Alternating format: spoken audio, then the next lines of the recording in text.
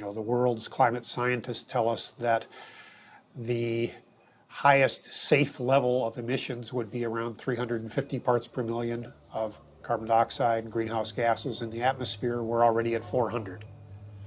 They tell us that the sort of safest we could hope to do without having perilous implications as far as drought, famine, human conflict, major species extinction would be about a 2 degrees Celsius increase in temperature. We're rapidly approaching that, and with all the built-in carbon dioxide that's already in the atmosphere, we're easily going to exceed that. So on our watch, we are facing the next major extinction of species on the Earth that we haven't seen since the time of the dinosaurs disappearing. When whole countries go underwater because of sea level rise, when whole countries find that there's so much drought that they can't feed their population, and as a result they need to desperately migrate to another country or invade another country, we're going to have climate wars in the future. And what about livestock and animal agriculture? Well, what about it?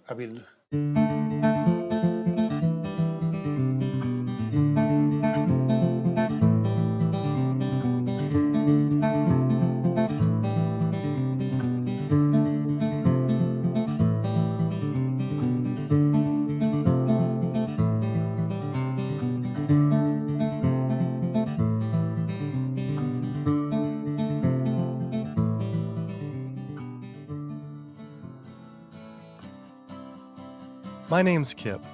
This is me. I had a cliche US American childhood. My mom was a teacher, my dad was in the military, and I have one sister.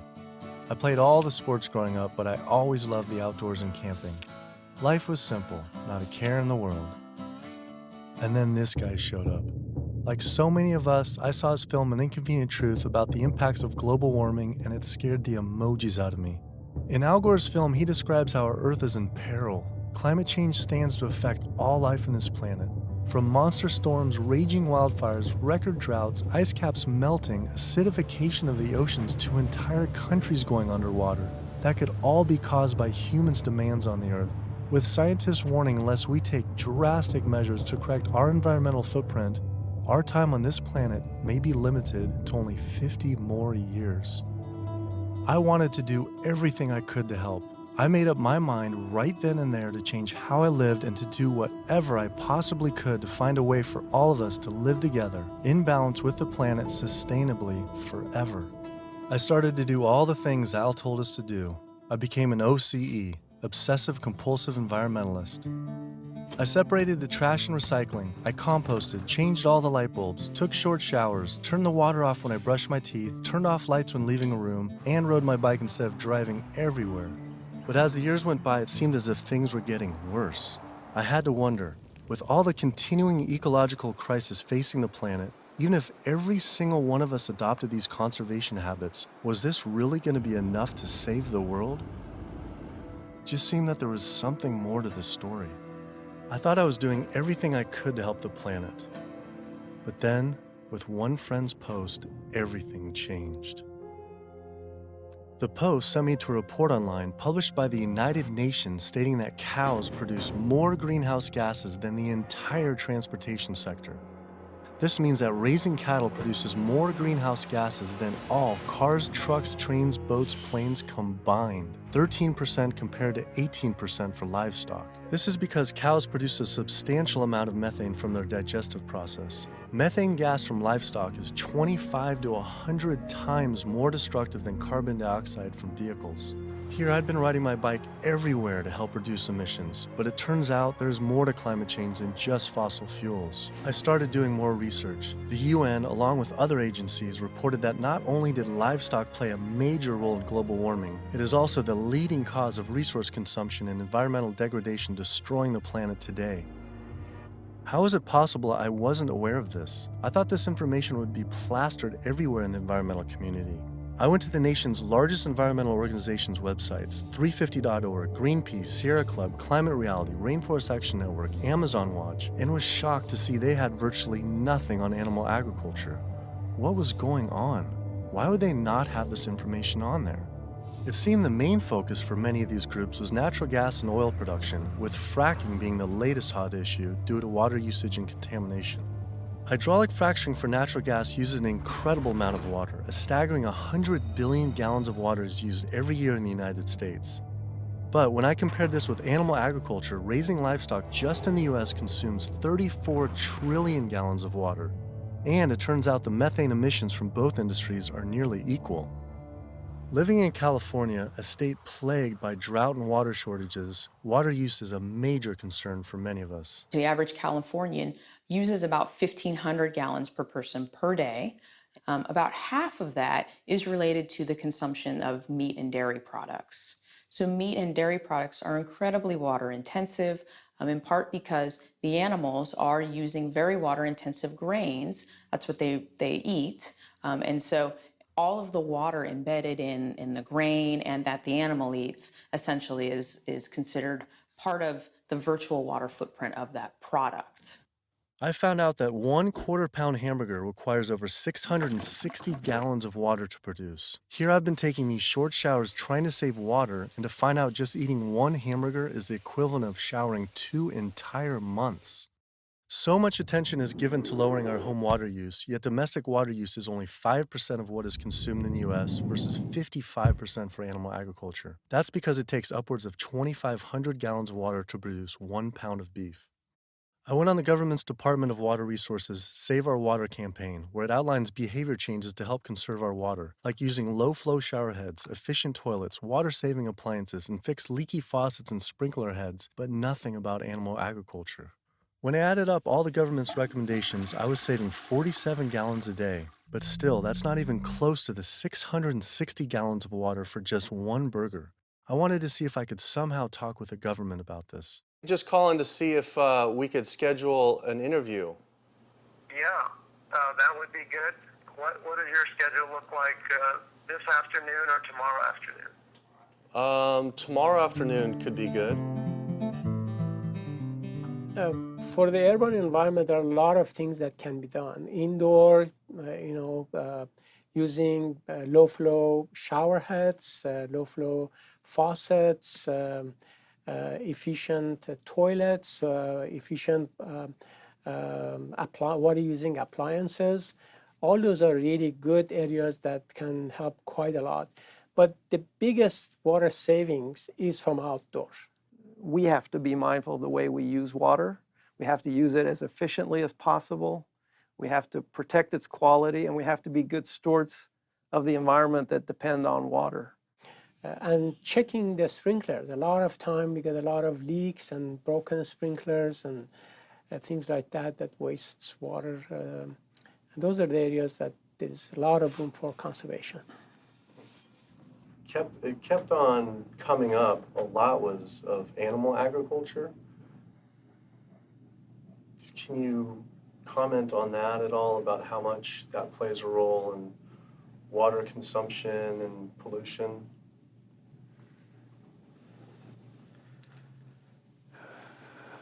That's not my area. There's one study that found that 1 pound of beef, 2,500 gallons of water. Yeah. Yeah.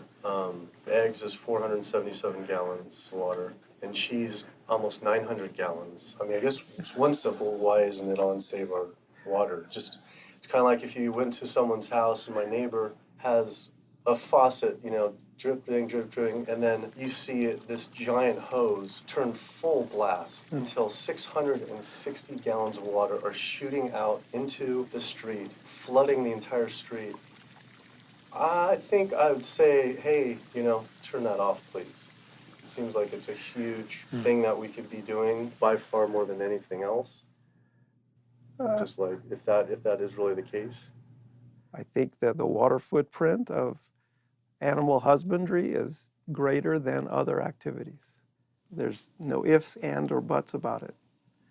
That would be really powerful, just rather than waiting till we're in a drought. What do you think about just starting now, and whoever's in charge of the Save Our Water, hey, let's start encouraging people to eat less meat now, because these studies are coming out. I don't think that'll happen. Why? I don't think that'll happen. Why? Because of the way government is set up here. That's interesting, though. Why though?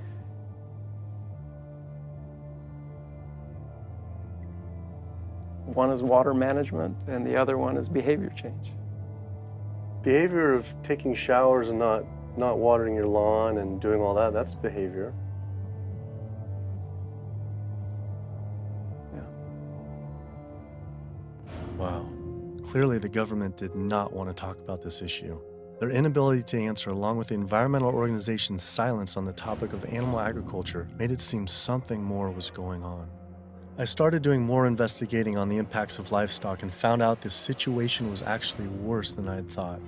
In 2009, 2 advisors from the World Bank released an analysis on human-induced greenhouse gases, finding that animal agriculture was responsible not for 18%, as the UN stated, but was actually 51% of all greenhouse gases. 51%. Yet all we hear about is burning fossil fuels. This devastating figure is due to clear-cutting rainforests for grazing, respiration, and all the waste animals produce. This makes animal agriculture the #1 contributor to human-caused climate change. But not only that, I found out raising animals for food consumes 1/3 of all the planet's fresh water, occupies up to 45% of the Earth's land, is responsible for up to 91% of Amazon destruction, is a leading cause of species extinction, ocean dead zones, and habitat destruction. Yet, the world's largest environmental groups that are supposed to be saving our world didn't mention this anywhere. I had to speak with environmental organizations to find out why they weren't addressing this issue. I sent off dozens of emails, made call after call, spent hours on hold. Days became weeks and weeks became months, and for some reason, no one wanted to talk to me about this. So bizarre. I supported these organizations for so long and now was met with silence. I was, however, able to connect with a handful of environmental authors and advocates that were willing to address this issue. I took my old trusty van, Super Blue, out of retirement and hit the road.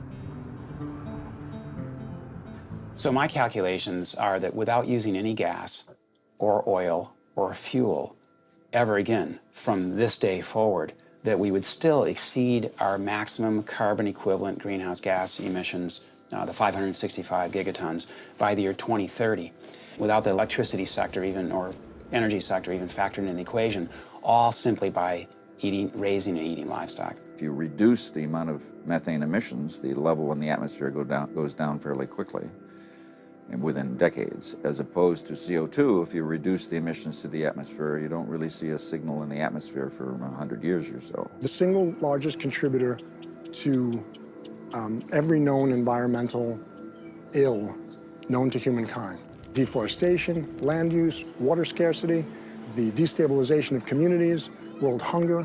The list doesn't stop. It's an environmental disaster that's being ignored by the very people who should be championing. Free-living animals made up, 10,000 years ago, made up 99% of the biomass. And human beings, we only made up 1% of the biomass. Today, only 10,000 years later, which is really just a fraction of time, we human beings and the animals that we own as property make up 98% of the biomass, and wild free-living animals make up only 2%.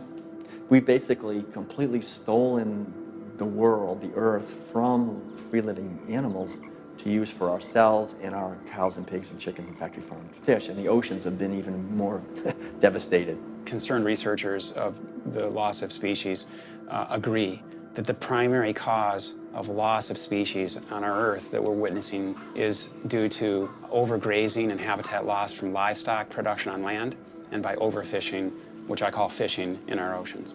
And we're in the middle of the largest mass extinction of species in 65 million years.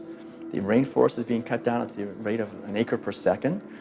And the driving force behind all of this is animal agriculture, cutting down the forest to graze animals and to grow soybeans, genetically engineered soybeans to feed to the cows and pigs and chickens and factory farmed fish. 91% of the loss of rainforest in the Amazon area thus far to date, 91% that's been destroyed, is due to raising livestock. The leading cause of environmental destruction is animal agriculture. I just couldn't understand why the world's largest environmental organizations were not addressing this when their entire mission is to help protect the environment. But that's the thing too, is they say, use less coal, ride your bike. What about, eat less meat? Yeah. I think they focus grouped it and it's a political loser. In terms of, because they're membership organizations, a lot of them. They're looking to maximize the number of people making contributions, and if they get identified as being anti-meat or challenging people on their everyday habits, that's something that's so dear to people that it will hurt with their fundraising. They do not want to address the primary driving cause of environmental devastation, which is animal agriculture, because they're businesses and they want to make sure that they have a reliable source of funding. I went invited to a meeting with Al Gore and some years ago now, and made these methane arguments, and he was really pushed back. And that's just his argument. It's hard enough to get people to think about CO2. Don't confuse them.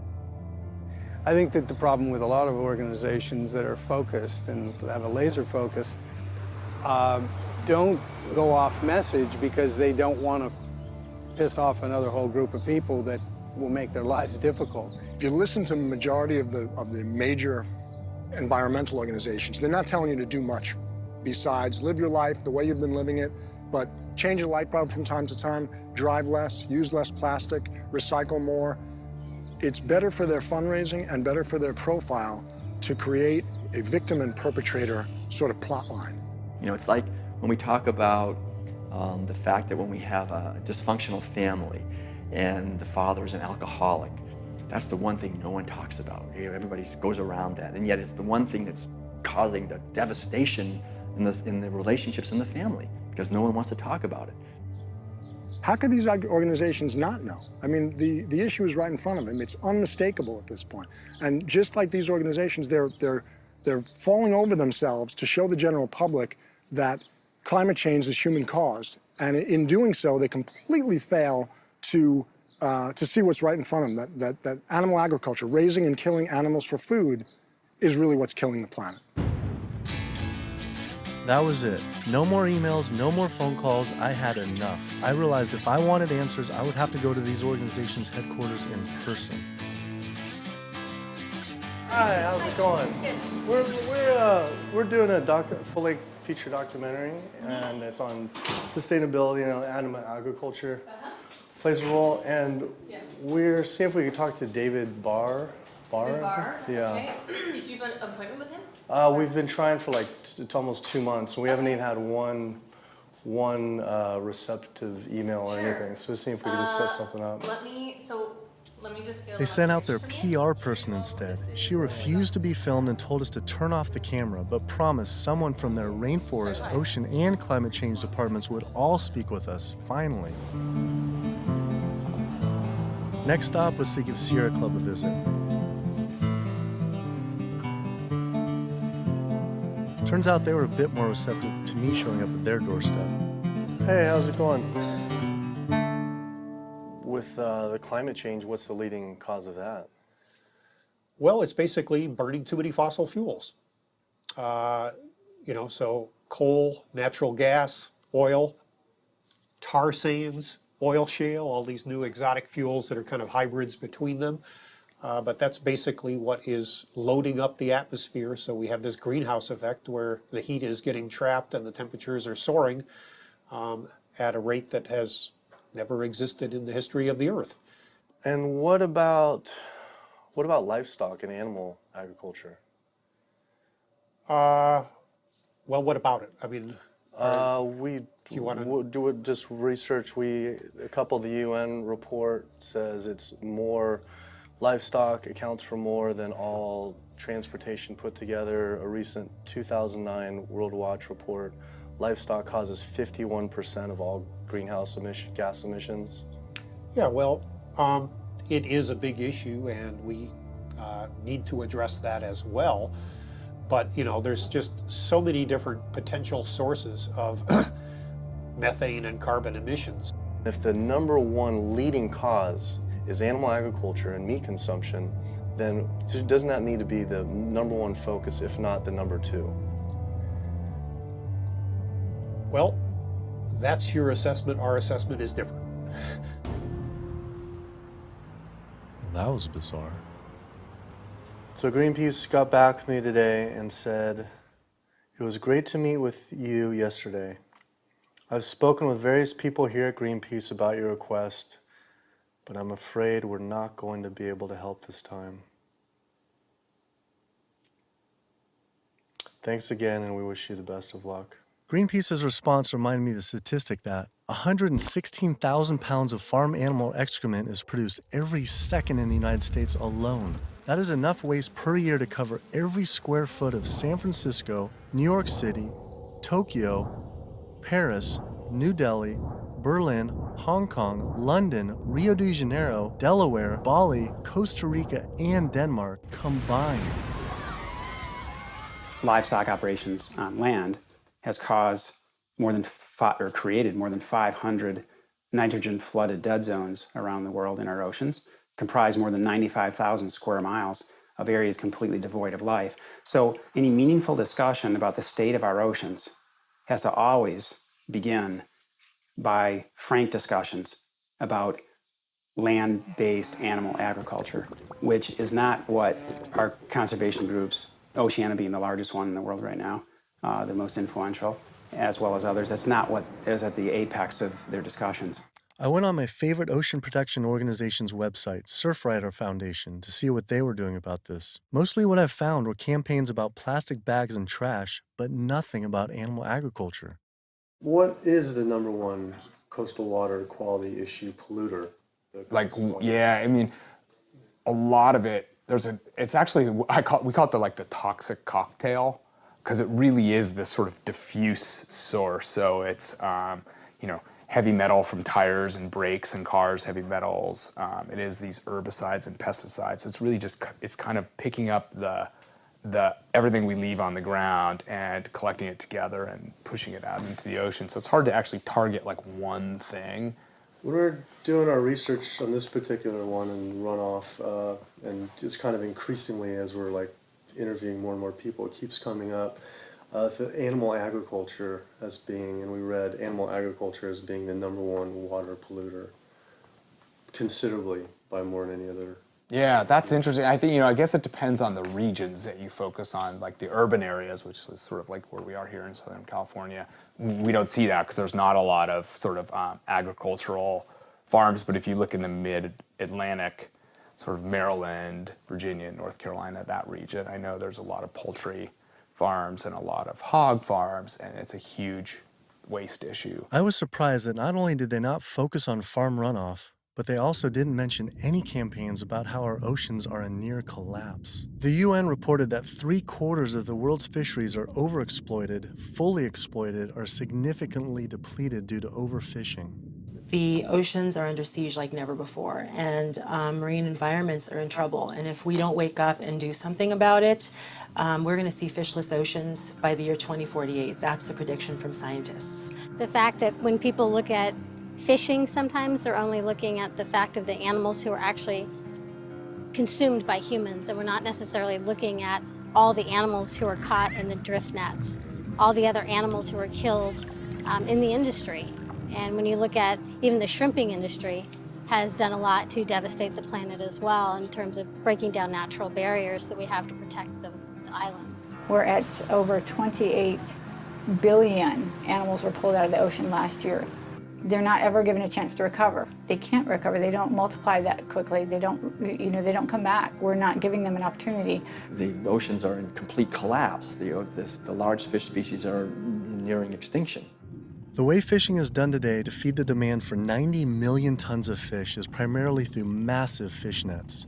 For every single pound of fish caught, there's up to 5 pounds of untargeted species trapped, such as dolphins, whales, sea turtles, and sharks, known as bykill.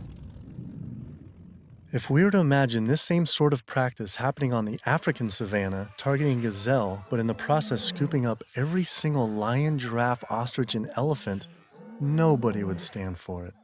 Yet, this is what is happening in our oceans every single day. Between 40 and 50 million sharks each year are killed in fishing lines and fishing nets as bykill. then their fins might be cut off or not cut off, but they're caught initially as bykill, and it's from fishing. It's from fishing in a sustainable manner, in many cases, for fish that are labeled sustainable by, for instance, Oceana and these sustainable certified organizations. So my thought is that why would we want to stop at banning shark fin soup if you're concerned about sharks, which all these organizations are, and most of the public at large is now. If we really are concerned about sharks, we would ban fishing.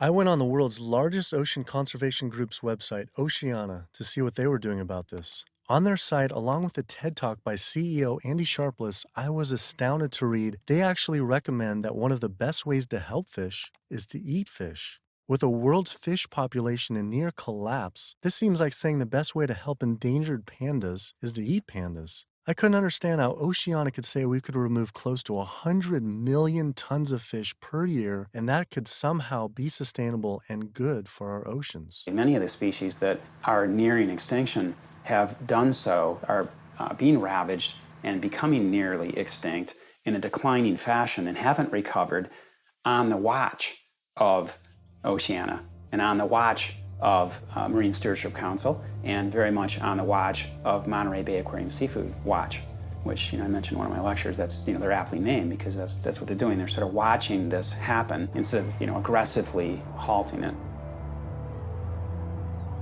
I mean, according to the United Nations Food and Agriculture Organization, roughly 3/4 of all the fisheries out there are either fully exploited or overexploited. So there's really not a whole lot of fish stocks out there that you might consider at healthy levels for the ecosystem.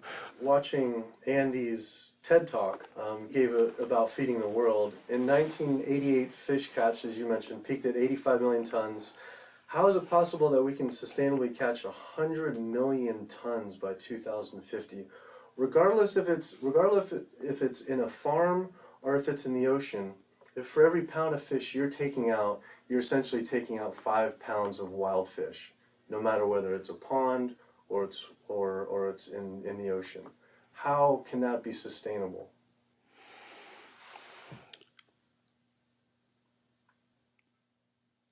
The ultimate question, right, is that there is a tremendous amount of natural production that is basically coming out of the oceans all the time. So we have a massive amount of upwelling from our ocean conveyor belt that's bringing up ancient 1,000-year-old nutrients, and our ecosystems are turning that into fish. Yes, they're eating each other, and you're losing some of that production every step up in the food chain, but you get more every year. You can fish and take some out, and next year there will be more. And if we do that right without ultimately hitting the fundamental driver, it's sort of like living off the interest, right? As long as you don't bring your principal down, right, if you're investing in something, as long as you're not hitting into that principal and your principal remains high, you could potentially live off the interest forever. And that's the basic idea with fish. With our population right now, what we're doing is if it's 75% depleted, the fishery is now depleted. And it's a good analogy with money. We're not living off our interest. We're in extreme debt. And if our population who's trying to live as a family on the same amount of money, and it's increasing 35% to 9 billion people, right. Isn't it just, hey, we got to stop spending money? Yeah. We need to stop eating fish. Well, if you could bring the principle back. Fishing of any type is depleting not only the species, but you get into this serial depletion where one fish species will be minimized, and the fishing industry for that fishery will move on to the next species. And it's called serial depletion, aptly named. And in the process, so the fish are being lost, not only the species is being lost, but the next in line is being lost, and then the mechanism is still extremely destructive. So they're losing the fish species, but it needs to be kept in mind they're also destroying habitat. I think they came up with this term, sustainable fishing, to make ourselves feel good about eating fish and continuing to take fish out of the oceans, when in fact, really, it's Sea Shepherd's position that there is no such thing as sustainable fishing. Seafood is not a protein source for a sustainable protein source for the feeding of the planet, of the people on the planet. It's just not. People don't want to hear it because that makes them feel like they have to take action. They have to stop doing something, and a lot of people don't want to, and people don't want to, they don't want to put it out there because it's uncomfortable. They don't want to propose to tell people what to do, but we're at a point where we all have to be cognizant and we have to realize and we have to take an action.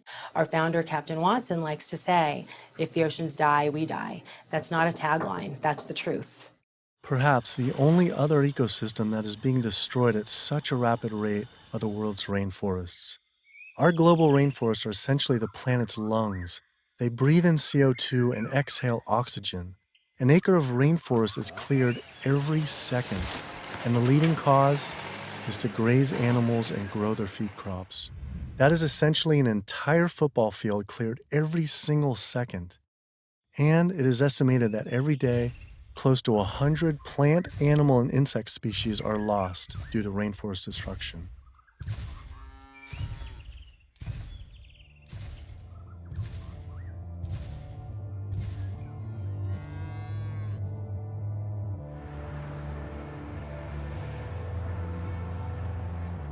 What is the leading cause, absolute leading cause of rainforest destruction? Human intervention into rainforests is the leading cause. And so it's either for logging or it's for agribusiness. And that's when you're looking at the top global drivers, it will vary a bit by the rainforest that you're talking about. But the way that we're choosing to use these natural resources on a large industrial scale is the leading driver. When I went on Rainforest Action Network's website, I couldn't believe I didn't see anything about cattle. But I did see they had a large campaign against palm oil. Palm oil plantations are causing tremendous deforestation in the Indonesian rainforest. It is estimated that palm oil is responsible for 26 million acres being cleared. Though, compared to livestock and their feed crops, they were responsible for 136 million acres of rainforest lost to date. But on their website, I was shocked to find cattle was not included as one of their 4 main key issues. Instead, they focused on palm, pulp and paper, coal, and tar sands. How could they not have the leading cause of rainforest destruction? I had to wonder, why focus on fossil fuels and not cattle? Is it more fossil fuels or is it more animal agriculture? I don't know why we would ever do a one or the other. I'm just wondering, what more is it? I don't necessarily know what it is.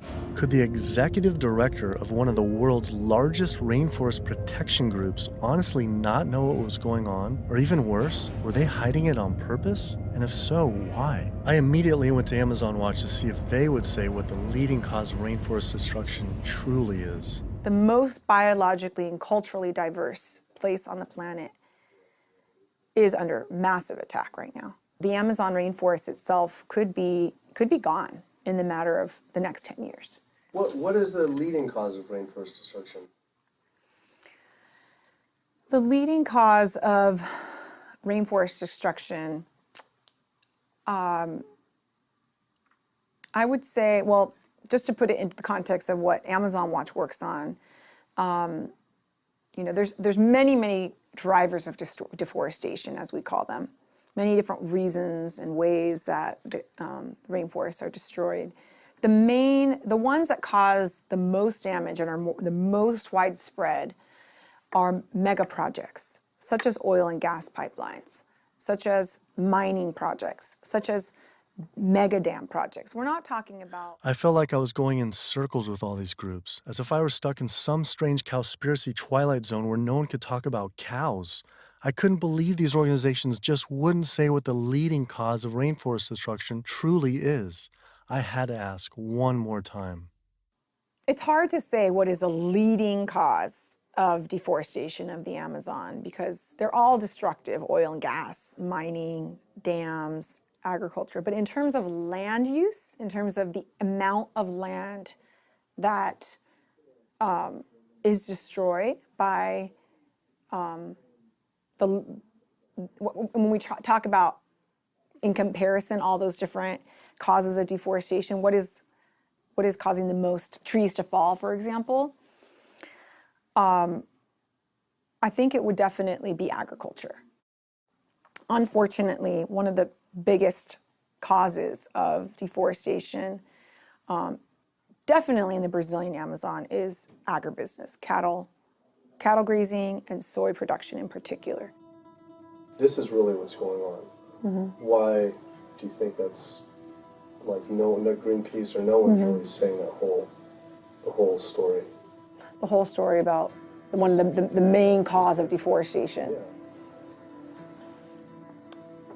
And I think you brought up some really good points about why isn't anybody doing anything about this? And I think in Brazil in particular, I think when we look at what happened after the Forest Code was passed, and people who were standing up against the lobbyists and the interests, the special interests, the cattle industry, the agribusiness industry, what was happening to them? A lot of people who were speaking out got killed. And if you look at, say Carlos, you look at Claudio, there's people who are putting themselves out there and saying, cattle ranching, is destroying the Amazon. A lot of those people who are really putting themselves out there, and look at Dorothy Stang, the nun who lived out in Pará, who was killed. A lot of people will speak up. A lot of people just keep their mouths shut because they don't want to be the next one with the bullet to their head. Sister Dorothy Stang was a US-born nun living in the heart of the Brazilian rainforest. Her life's work was to protect the Amazon. She spoke out openly against the destruction of rainforests from cattle ranching for years. Walking home one night, she was brutally gunned down at point-blank range by a hired gun from the cattle industry.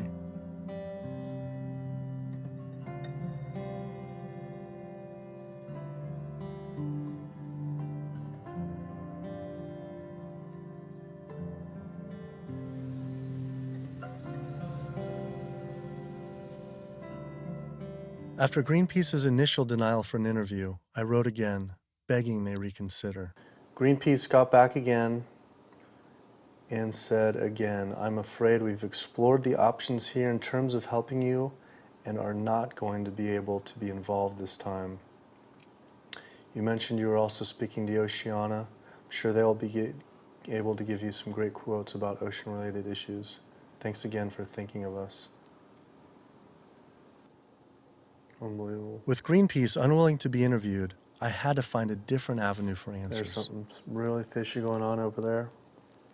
Fortunately, I found a former Greenpeace board of director who now speaks openly about the industry. Environmental organizations, like other organizations, are not telling you the truth about what the world needs from us as a species. It's so frustrating when the information is right before their eyes. It's documented in peer-reviewed papers and journals.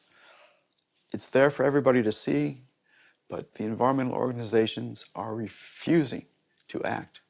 Nowhere do you find in their policies, and nowhere do you find in the Greenpeace mission that diet is important, that animal agriculture is the problem. They are refusing, like other environmental organizations, to look at the issue. The environmental community is failing us, and they're failing ecosystems. And it's so frustrating to see them do this. NRDC, the Earth's best defense. All right, so here they actually do have a few things on animal agriculture. The leading cause of environmental degradation is too much pollution and too many engines churning too fast in too many places around the globe. Lately, in 2009, a World Watch report that livestock causes 51% of greenhouse gas emissions, and transportation is around 13, and then the low end, the UN was around 18 to 30, which is more than all transportation, all put together. Internationally or nationally?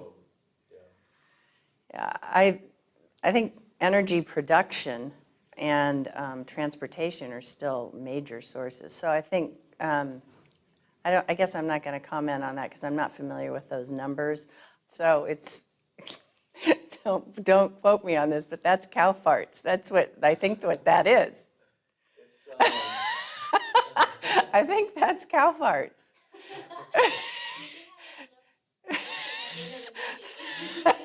Well, that's part of the story.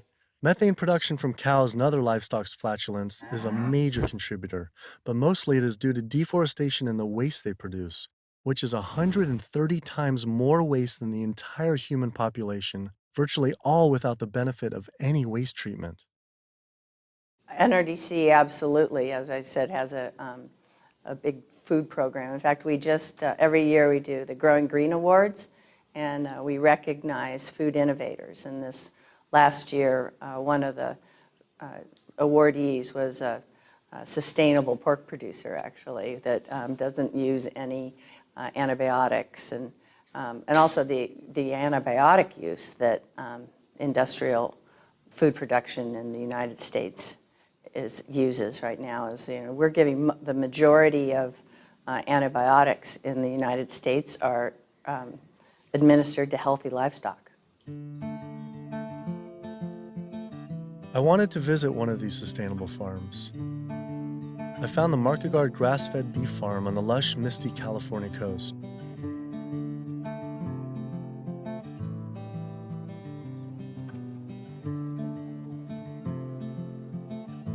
I met Eric and Donegal Market Guard and their 4 children. Leah and Larry are usually up at 6 and out, milking the cows, slopping the hogs.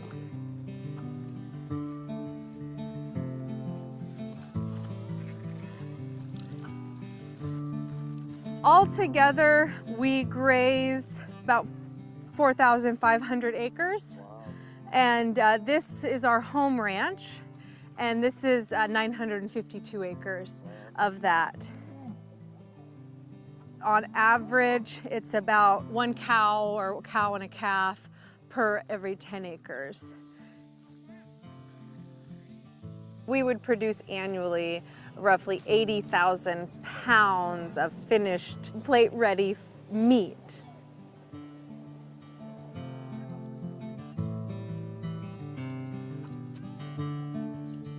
We keep about 10 pigs in roughly a 50-acre area, and we move them around in 10-acre pastures.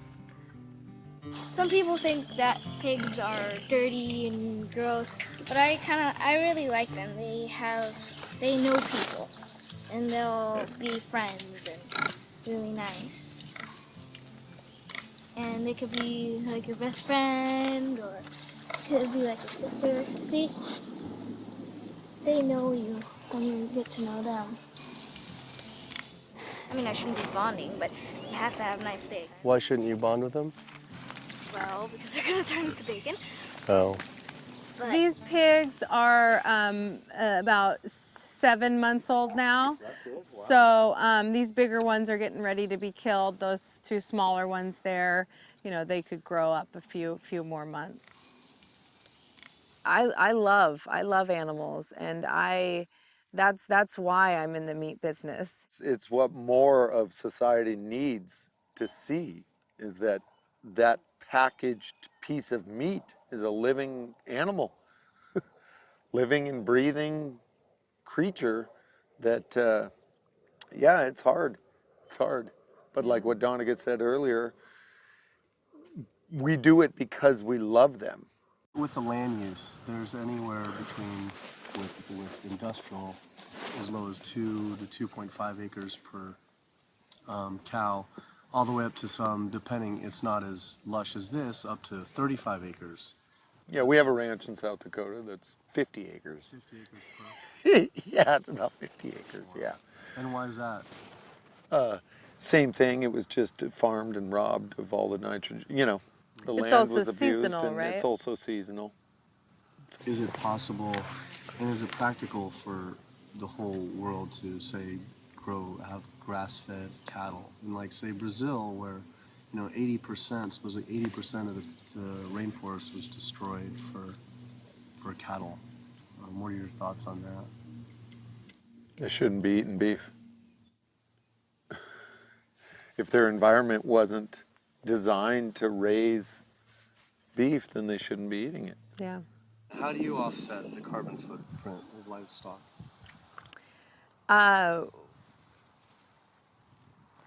We don't feel like livestock have a carbon footprint. I left there feeling confused. And as far as grass-fed beef not having a carbon footprint, it actually sounded like it could make sense until I added up the numbers on land use and population. If we were to use the market guard model of raising animals, which requires 4,500 acres producing 80,000 pounds of meat, the average American eats 209 pounds of meat per year. If that was all grass-fed beef, only 382 people could be fed on their land. That equates to 11.7 acres per person times 314 million Americans, which equals 3.7 billion acres of grazing land. Unfortunately, there are only 1.9 billion acres in the U.S.'s lower 48 states. Currently, nearly half of all United States land is already dedicated to animal agriculture. If we were to switch over to grass-fed beef, it would require clearing every square inch of the United States, up into Canada, all of Central America, and well into South America. And this is just to feed the United States' demand on meat. But that figure doesn't even take into consideration that much of that land isn't suited to graze livestock. We would have to convert all mountain ranges to grassland, clear ancient forests and national parks to grazing, and demolish every city just to make room to graze cows. Just like Brazil, the United States isn't suited to meet the demands for meat. It takes 23 months for a grass-fed animal to grow to the point, to the size and age that it's slaughtered, whereas a grain-fed takes 15 months. So that's an additional 8 months of water use, land use, feed, waste, and in terms of a carbon footprint, it's a huge difference. Turns out, due to land use, grass-fed beef is more unsustainable than even factory farming. I had to come to terms with the fact there was no way to sustainably raise enough animals to feed the world's current demand on meat, and had my doubts on dairy as well. But I did want to talk with a premier organic dairy company to see if they believe their product was sustainable for the world's population. It requires a lot of inputs to produce milk. The feed, the water, the land, it does. And it may not be practical to expect that there can be enough dairy production produced in a sustainable way to feed the entire world. I just don't think that that's necessarily a given. I think it's maybe too much to expect that the world can be fed with dairy in a sustainable way. I don't know the answer, but common sense would say that's a long shot. I was shocked to hear such an honest answer. If this is what the dairy's CEO would say, I wonder what the farmer would claim. Based on their marketing, it seemed their farms were an oasis for cows.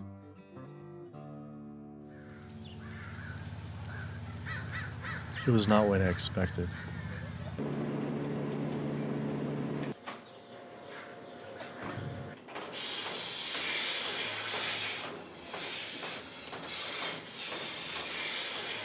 Typically, a cow will eat 140 to 150 pounds of feed a day. 140 to 50 pounds of feed every day. And then she's also going to drink between 30 and 40 gallons of water. Probably go through about 20 tons per week. 20 tons of grain per week. Primarily for our milking cows, so about 250 cows. Yeah, so the biggest part of sustainability to me, the number one thing on the list should be profitability. So how the process completely works from start to finish is the cow needs to have a baby in order to give milk. And so she'll have her baby. That baby's going to stay with the mother for at least 2 days. The babies will go off to our calf raising facility, so they have an individual hutch that they'll be raised in. Since we're a dairy, it's only the girl cows that give us milk. So the boys on typical dairies, they're sold off to beef raising facilities. But we do keep approximately half, and we raise them for 2 years and sell them as organic grass-fed beef. So all dairy cows eventually go to the beef industry? Mm-hmm. At some point in time, she's really going to drop off, and so you have to make a business decision at that point. Are you going to keep investing in her, to give milk, or are you going to sell her off again to another dairy or into the beef industry?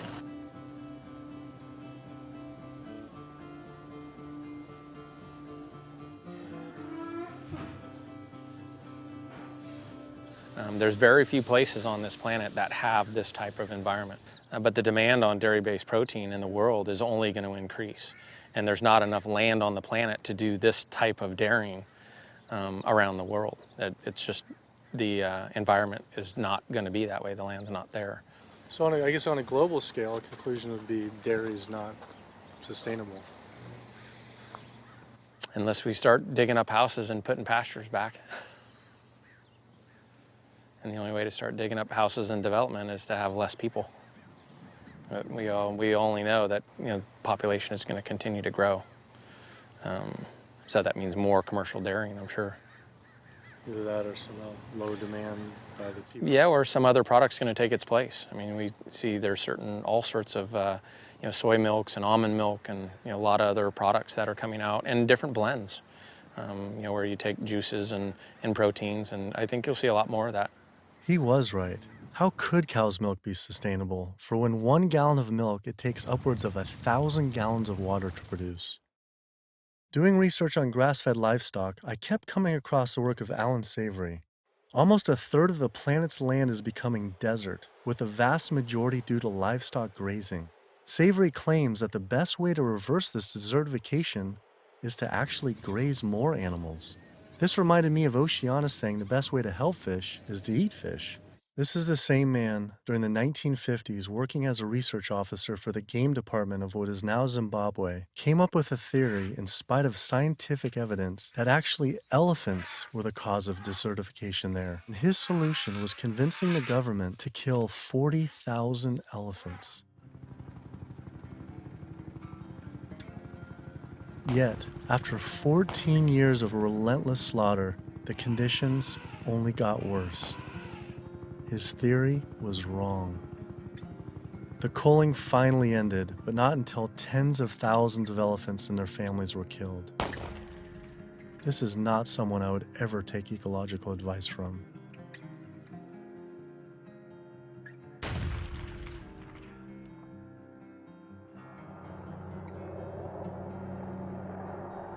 It turns out the cattle industry is having the same effect on wildlife in the United States.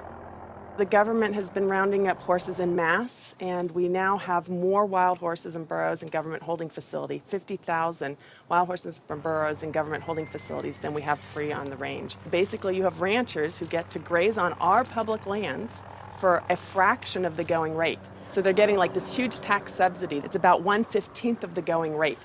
And what the Bureau of Land Management has to do is say how much forage and water is on the land, and then they divvy it up. They give so much to the cows, so much to wildlife, and so much to the wild horses and burros.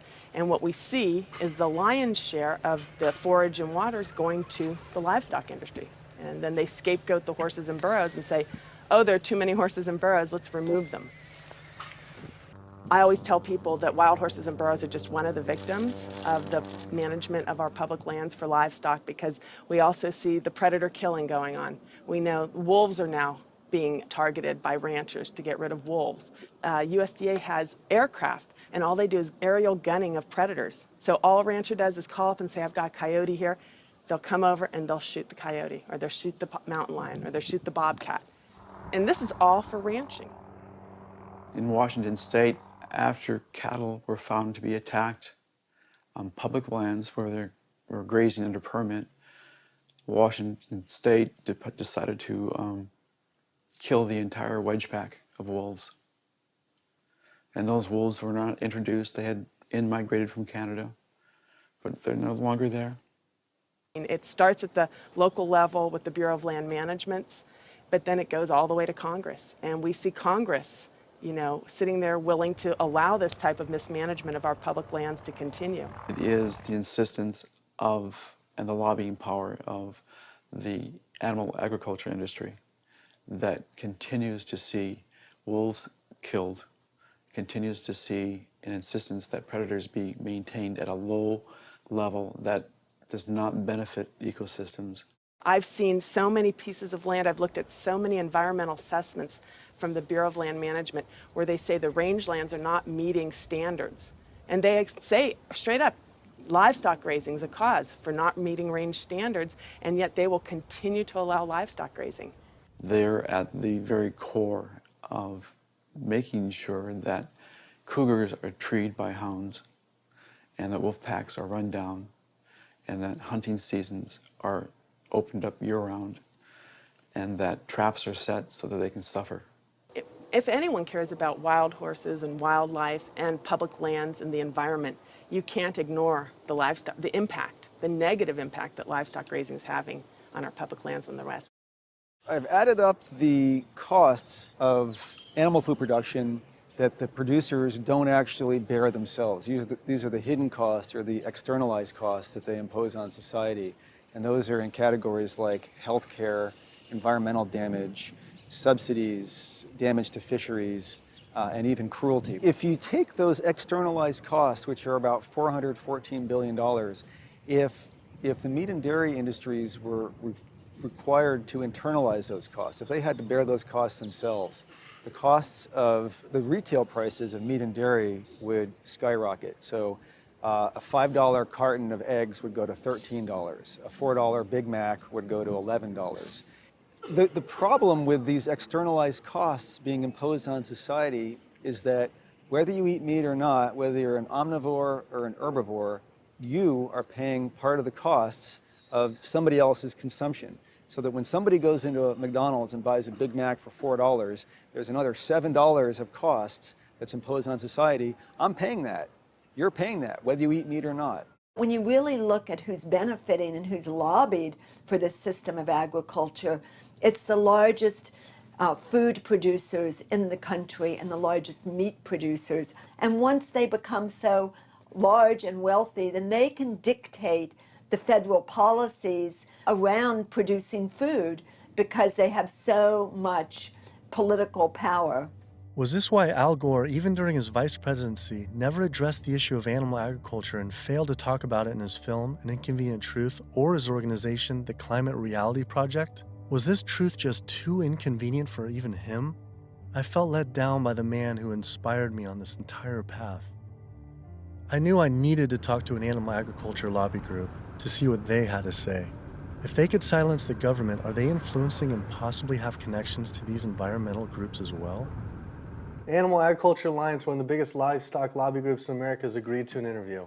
Greenpeace won't give us an interview, but Animal Agriculture Alliance has agreed to an interview. Now that is saying something.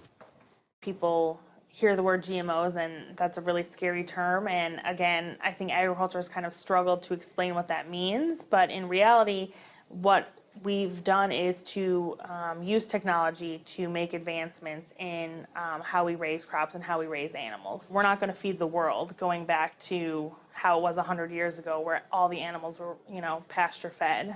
We didn't just move animals inside and just implement these large vertically integrated systems because of sustainability. It certainly reduces the environmental impact while improving animal well-being and food safety. So they're saying that animals like it just as much being inside, say the chickens and the cows like being just as much inside as pasture grass-fed? In a lot of cases, it's been a significant improvement in their well-being, just in terms of the amount of care they can get, individualized care. Does the meat and dairy industry ever support or donate to environmental nonprofits? I don't know that I would want to comment on that. Yeah, I don't know. I don't know that we would know what they donate to or don't donate to. Does meat and dairy industry ever support or donate to, say, Greenpeace? Again, I don't know that I would feel comfortable. Hey, sorry we didn't get back to you earlier. I have some bad news. Unfortunately, we are no longer able to fund your film project. We had a meeting, and due to the growing controversial subject matter, we have some concerns and have to pull out. Why was this subject so controversial? The first person I could think to speak with was Howard Lyman, who had been sued by cattlemen for simply speaking the truth about animal agriculture on the Oprah Winfrey Show. I was born on the largest dairy farm in the state of Montana in 1938. Grew up my entire life on a livestock farm, went to Montana State University, got a degree in agriculture, came back and started a mega agriculture endeavor where I had 10,000 acres of crop, 7,000 head of cattle, and about 30 employees. So I spent 45 years of my life in animal agriculture, and so I've been there, done that. When I was on the Oprah show, we had the food disparagement law. Now, the food disparagement law, in my opinion, was unconstitutional, but what it basically said, that it was against the law to say something you knew to be false about a perishable commodity. I didn't say anything on the Oprah show I thought to be false. I went there and told the truth. Now, it took 5 years and hundreds of thousands of dollars to end up extricating myself from the suits from the cattle industry. But if I was to go on the Oprah show today, say exactly the same thing today that I said back then, I would be guilty. And for me, when they were talking about the food disparagement law, it was the fact of whether I told the truth or not. You can go today and tell the truth, and you will be guilty, because if you cause a disruption in the profits of the animal industry, you're guilty under the Patriot Act. Do you think there should be any concern of us making this documentary? Of course. If you don't realize right now that you're putting your neck on the chopping block, you know, you better take that camera and throw it away.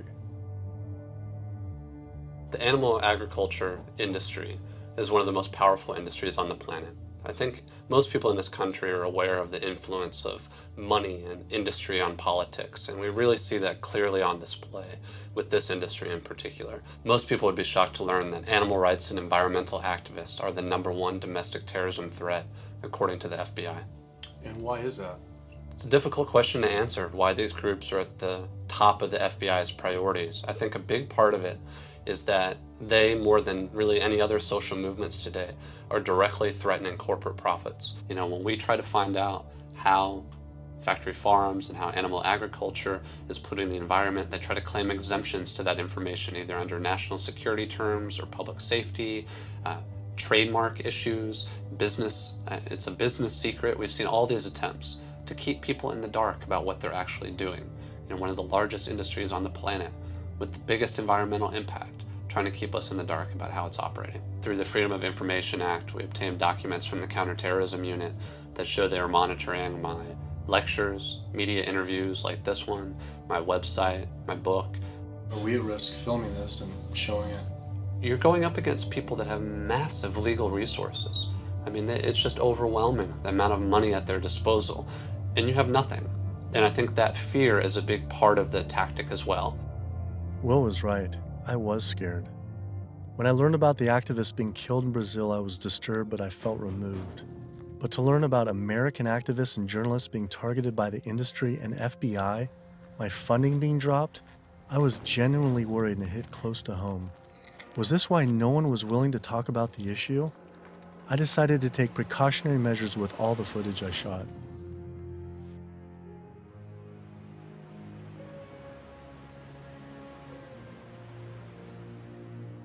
I was beyond frightened to imagine what could possibly happen if I pursued this subject any further. It seemed the only decision to make was to put down the cameras and walk away.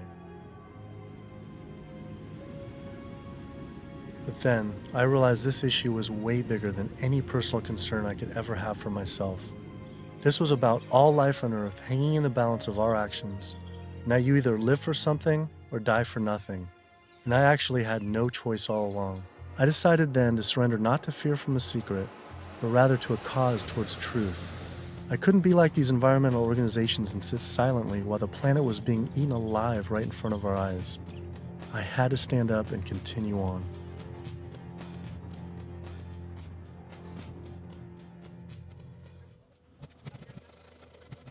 Some people would say the problem isn't really animal agriculture, but actually human overpopulation.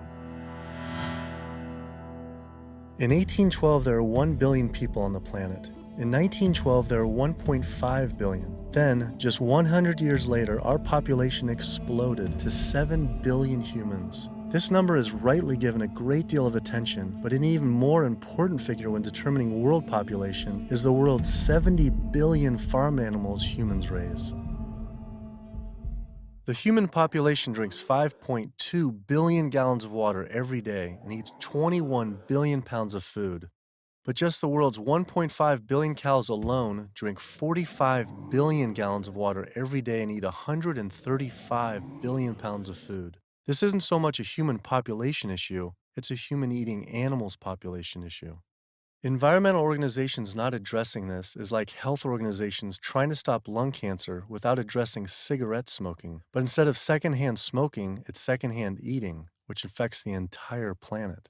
We're growing enough food right now in the world to feed between 12 and 15 billion people. We only have 7 billion people.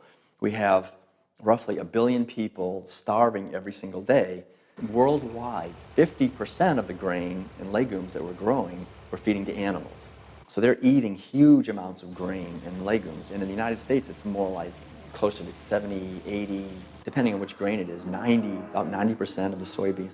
82% of the world's starving children live in countries where food is fed to animals in the livestock systems that are then killed and eaten by more well-off individuals in developed countries such as the US, UK, and in Europe. The fact of it is that we could feed every human being on the planet today an adequate diet if we did no more than take the feed that we are feeding to animals and actually turn it into food for humans.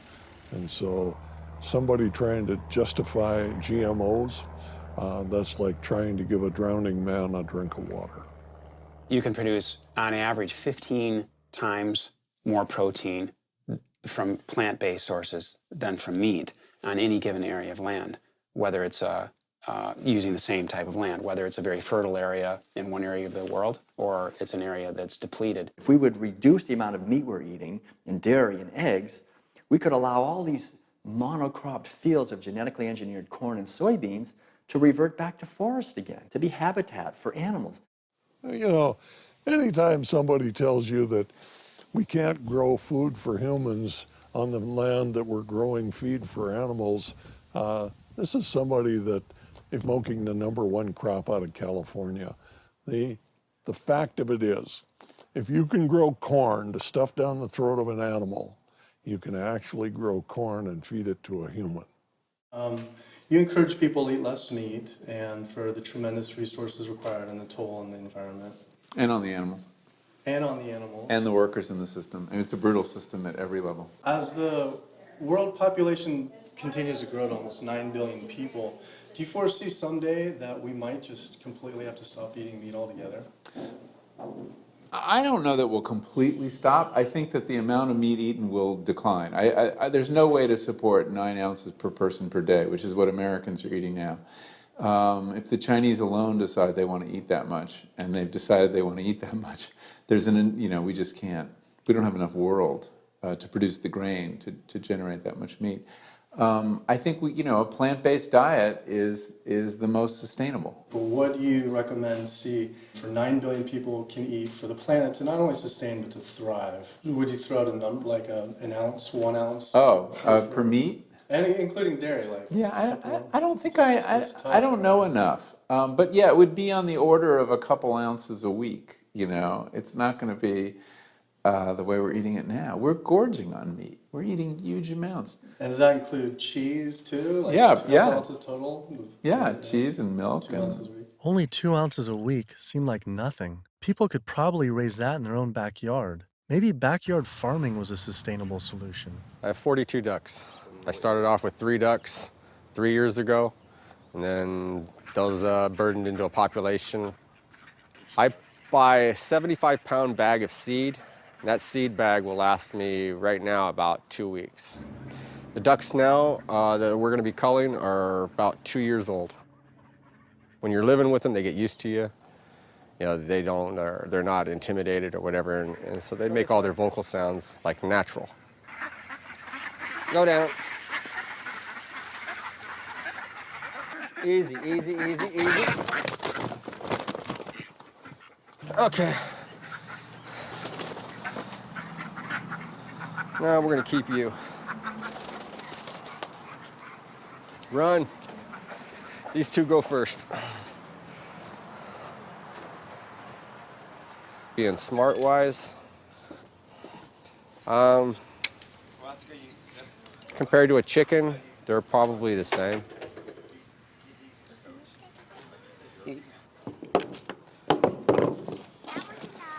Yeah, he is. Alrighty. Okay. Right there.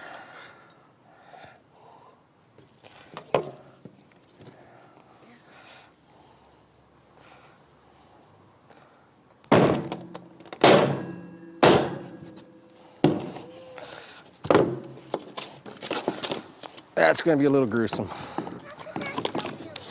Hmm? How could that still be alive? They're not. That's nerves, a nerve reaction. 5 years old or something like that, I think it was the first time my dad came out and made us watch as we did rabbits. And we'd raise probably a couple dozen rabbits each year. And then we would take those rabbits and skin them and clean them up and keep them for food. As a young kid, I was kind of, I don't want to say it was hard, but it was kind of, from my memory, because some of the rabbits I had named, so it was kind of like going, you're like going, but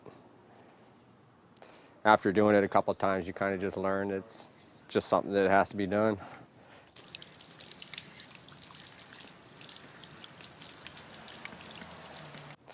Not the fingers. I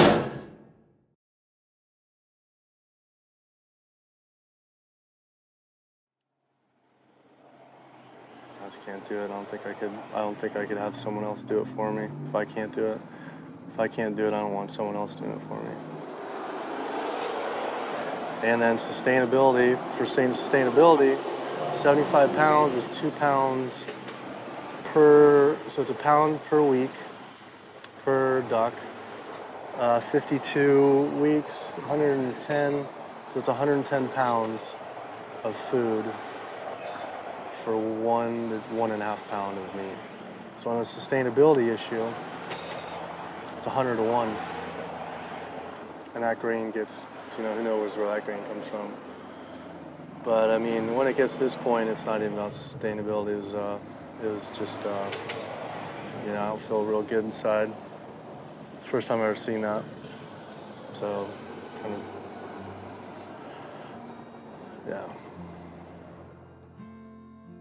I had been so caught up in the destruction caused by animal agriculture, I realized I had never truly dwelled on the obvious reality that every one of these animals was killed. It was always a disconnected, abstract fact of eating meat, but when it became personal, face to face, the story changed. I had already scheduled weeks in advance to film another backyard slaughter of a chicken that stopped producing eggs. I didn't know how I was going to possibly go through another slaughter. So I didn't.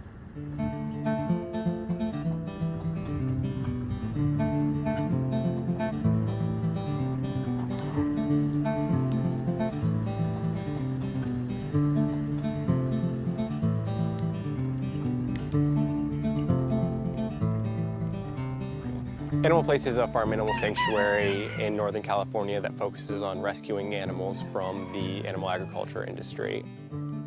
A lot of people don't realize that meat breed chickens, like this guy behind us, they're generally slaughtered at about 42 days old, whereas chickens that are bred for egg production are killed when their productivity starts to decrease, when they start laying less eggs.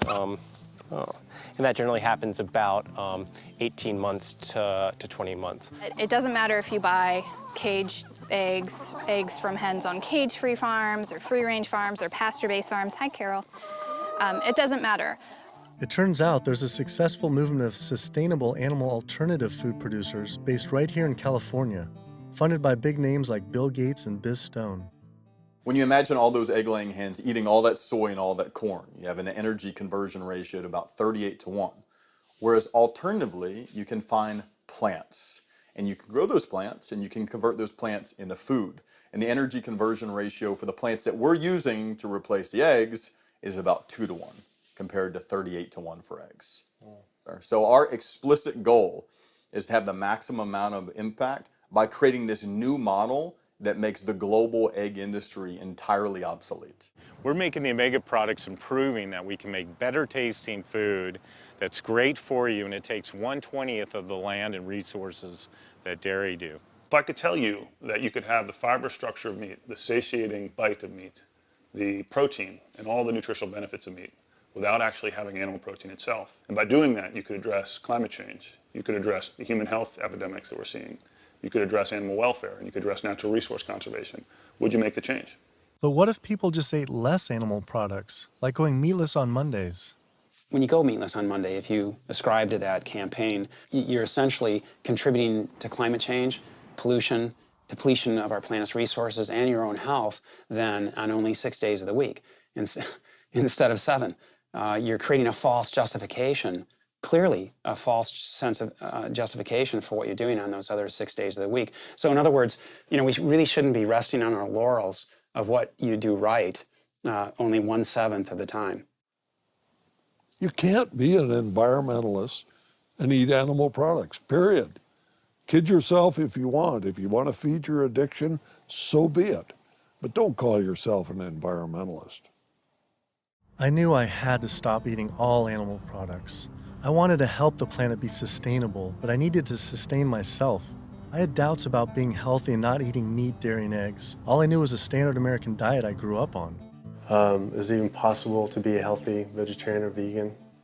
Is it possible to be a healthy vegetarian or vegan? I became vegan for, 32 years ago now, and I run several miles every day. I go biking 40, 50 miles through the countryside. I work long hours. I feel great. It's nice waking up in a light, trim body every day. And so many of my vegan friends and patients, are just, they're thriving since their transition to a vegan diet. So yes, and I've seen vegan moms go through healthy vegan pregnancies and deliver healthy vegan children and raise them into tall, full-size, intelligent vegan adults. And yes, certainly all the nutrients are there in the plant kingdom to do this. That is correct. Think anyone should be consuming dairy? I really don't. When you think about it, the purpose of cow's milk, I did most of my growing up on a dairy farm in Wisconsin. The purpose of cow's milk is to turn a 65-pound calf into a 400-pound cow as rapidly as possible. Cow's milk is baby calf growth fluid. That's what this stuff is. Everything in that white liquid, the hormones, the lipids, the proteins, the sodium, the growth factors, the IGF, every one of those is meant to blow that calf up to a great big cow, or it wouldn't be there. And whether you pour it on your cereal as a liquid, whether you clot it into yogurt, whether you eat it into cheese, whether you freeze it into ice cream, it's baby calf growth fluid. And women eat it, and it stimulates their tissues, and it gives women breast lumps. It makes the uterus get big, and they get fibroids, and they bleed, and they get hysterectomies, and they need mammograms, and gives guys man boobs. Cow's milk is the lactation secretions of a large bovine mammal who just had a baby. It's for baby calves. I tell my patients, go look in the mirror. Do you have big ears? Do you have a tail? Are you a baby calf? If you're not, don't be eating baby calf growth fluid in any level. There's nothing in it people need. It was a relief to hear I didn't have to eat any animal products to be healthy and even thrive, but I still thought you needed animal manure to grow organic agriculture. It turns out there's an entire movement with people growing food without any animal inputs. I visited Earthworks Urban Farm in Detroit, where they are working with and growing food for the low-income community. We tend to see ourselves as individuals in a bubble, and forget that we inhabit this land and this earth with other creatures. And so we have to learn how to share more, I guess. Jaws here is working on his garden. You'll be surprised what you can do with what seems to be not a lot of space. About a 4x8. Yeah. What's your goal this year? How much do you think you can maximize that? I would push for 100 at least. 100 pounds. At least. Wow. That's amazing. So. The 1 full year after this was constructed, we doubled our yield to over 14,000 pounds of food. 14,000 pounds on Yeah. about how many acres? About 2.5.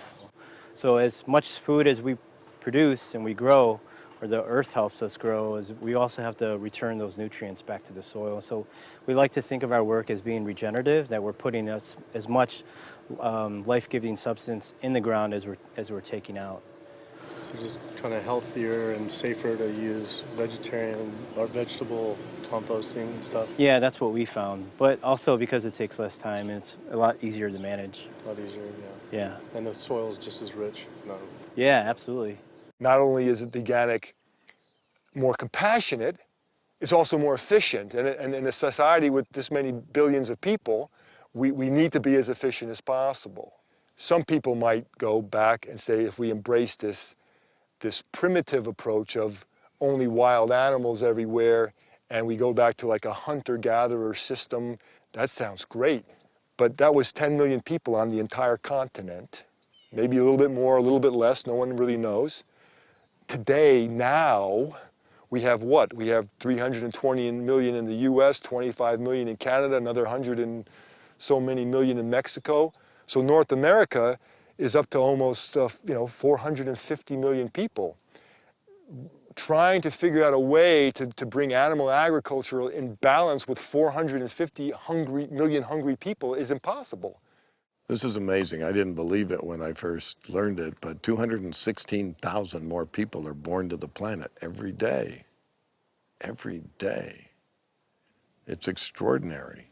But what's really extraordinary is you need, per day, 34,000 new acres of farmable land. It's not happening. To feed a person on an all plant-based vegan diet for a year requires just 1/6 of an acre of land. To feed that same person on a vegetarian diet that includes eggs and dairy requires 3 times as much land.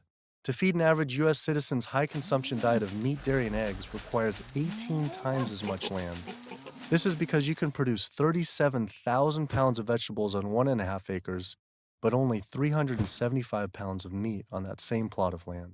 I also learned the comparison doesn't end with land use. A vegan diet produces half as much CO2 as an American omnivore, uses 1/11th the amount of fossil fuels, 1/13th the amount of water, and 1/18th of the amount of land. After adding this all up, I realized I had the choice every single day to save over 1,100 gallons of water, 45 pounds of grain, 30 square feet of forested land, the equivalent of 20 pounds of CO2, and one animal's life, every single day. If we all, as a society, did go vegan, and we moved away from eating animal foods and toward a plant-based diet, well, what would happen? If we didn't kill all these cows and eat them, then we wouldn't have to breed all these cows, because we're breeding cows and chickens and pigs and fishes. We're breeding them, and over and over again, relentlessly. So if we didn't breed them, then we wouldn't have to feed them. If we didn't have to feed them, then we wouldn't have to devote all this land to growing grains and legumes and so forth to feed to them. And so then the forest could come back, wildlife could come back, the oceans would come back, the rivers would run clean again, the air would come back, health would return. Renewable energy infrastructure, such as building solar and wind generators all over our country to reduce climate change, I mean, that's a pretty good idea, but it's projected to take at least 20 years. And at least minimally $18 trillion to develop. It's important to realize that we don't have that long of a time frame. We just talked about how it might be a 3 to 4 year time frame. So we don't really have 20 years, and we really don't have $18 trillion to develop these. So another solution to climate change, we could stop eating animals. And it could be done today. It doesn't have to take 20 years, and it certainly doesn't have to take $18 trillion because it costs nothing. Some people say, well, let's fix CO2 and then we can worry about the methane. Well, it's the other way around. It actually makes sense. Do something about methane because you get a response right away. Quietly and unmistakably, the most powerful thing that someone can do for the environment. No other lifestyle choice has a farther-reaching and more profoundly positive impact on the planet and all life on Earth than choosing to stop consuming animals and live a vegan lifestyle. Do you realize 75% of Americans consider themselves to be environmentalists. You don't think we couldn't solve this problem in a heartbeat? I'll tell you what, all we would need is for the environmentalists to live what they profess, and we'd be on a new course in the world. We will not succeed until we stop animal agriculture. And by succeed, I mean we will not save ecosystems to the extent necessary. We will not have enough food for people around the planet. We will not stop global warming. We will not stop pollution and the dead zones that run off all the fields of corn and soy that are grown to feed livestock. And we will not stop the hunting of wolves and other predators. Now, organic farming is one major positive step in the right direction, but we need to keep walking. We need to get beyond organics. We need to get to sustainability. When you take the animal out, well, you also take the greenhouse gas issue out, and you take the food safety issues out, and you take some of the other externalities related to food scarcity out. But one thing that's amazing is, I think you put our values back in.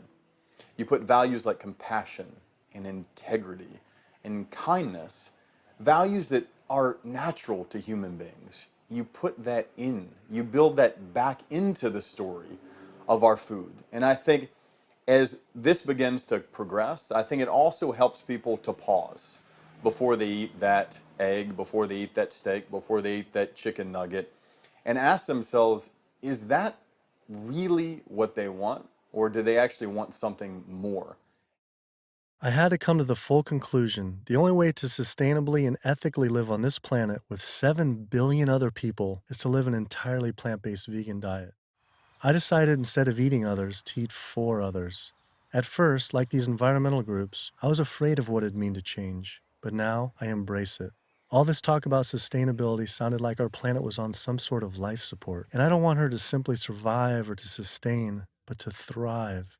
Life today is not about sustainability, it's about thrivability. She's given so much to us for so long, it was time to give back. 108% of everything we have. It felt good. It was in alignment. And we see this movement not just about providing cheaper and inexpensive food that everyone can have, but also a spiritual move. A move towards understanding who we really are and how we can really connect to each other. Do what you can do as well as you can do it every day of your life, and you will end up dying one of the happiest individuals that ever died. We become part of a gathering momentum of other people that's happening. This is really what's happening. This is the news. Selflessness is a nice way to be. It has all these benefits for yourself as well as the planet and other people. So it's a beautiful way to live. Ecologically, it just feels better. This is about massively transforming how our society eats because it's a necessity.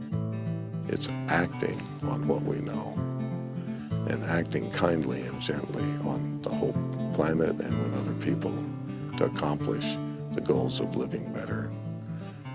We can do it, but we have to choose to do it. You can change the world. You must change the world.